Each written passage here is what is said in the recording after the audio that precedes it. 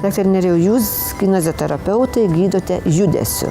Stengiatės gydyti be vaistų, bet turbūt dažnai būna tokie atvejai, kai pas jūs patenka jau pacientas, kuris suvartojęs tikrai nemažą kiekį vaistų ir netgi gal pakenkęs kai kuriems organams. Kokie organai ypatingai nukenčia?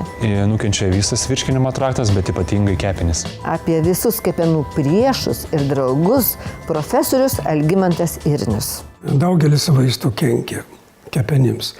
Tik ne visiems pacientams pakenkia, todėl kad kepenys turi gerą apsauginę tokią sistemą.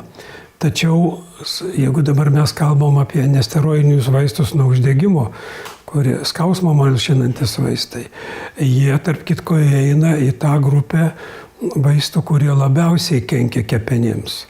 Ir todėl iš tikrųjų ta problema yra aktuali, juk šitie pacientai tos skausminančius vaistus vartoja labai ilgą laiką.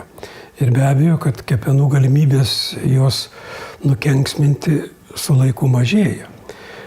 Reikia priminti, kad ne vien tik tais vaistai kenkia kepenims. Jau visiems labai gerai žinoma, tai yra alkoholis.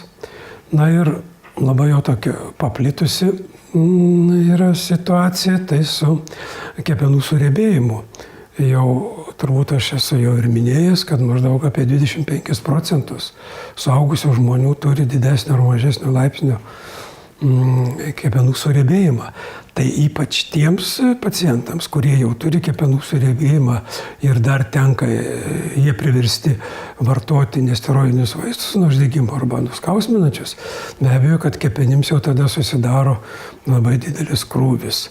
Ir nors jos yra galingos, jos sveria maždaug 1,5 kilogramo ir turi didelės kompensacinės savybės, bet šitas krūvis jam žinoma yra jau per didelis ir todėl reiktų jau joms padėti, taip sakant, kovoti su šitais agresiniais dalykais.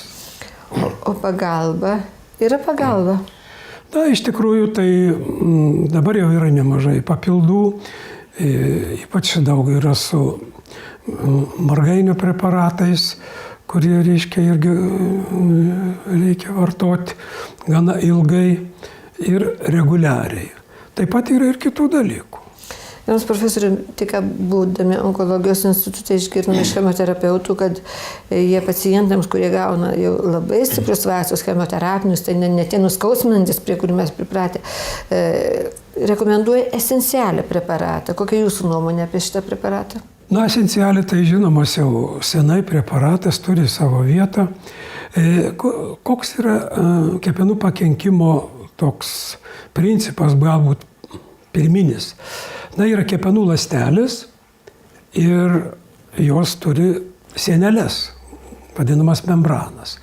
Tai kai tik tais koks nors kenksmingas veiksnys, kaip, pavyzdžiui, nesteroidiniai vaistai nuo uždegimo ar alkoholis, tai pirmiausiai pradeda irti tos sienelės. Kitaip sakant, jeigu mes įsivaizduojam, kad yra būtas ir pradeda griūti sienos, tai be abejo, kad šitas būtas nebegali funkcionuoti. Lygiai taip pat ir kepenų ląstelės jau nebetlieka savo funkcijos. Šitose membranuose arba ląstelių sienelėse labai didelę dalį sudaro fosfolipidai. Ir tokiu būdu, kada vyksta tas sienelių irimas, trūksta fosfolipidų. Kitaip sakant, jų yra irimas.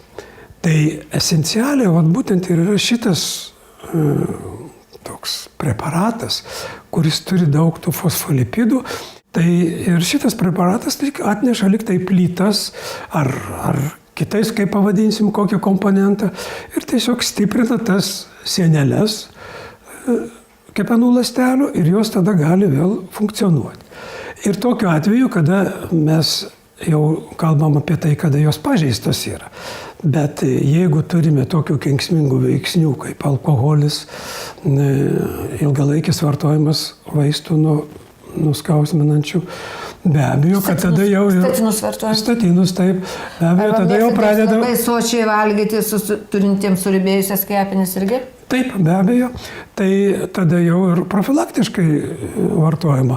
Be abejo, tai reikėtų vis tiek, jeigu jau pradedam, tai mažiausiai bent jau mėnesį, pusantro, po vieną kapsulę 3 kartus, tai čia minimum.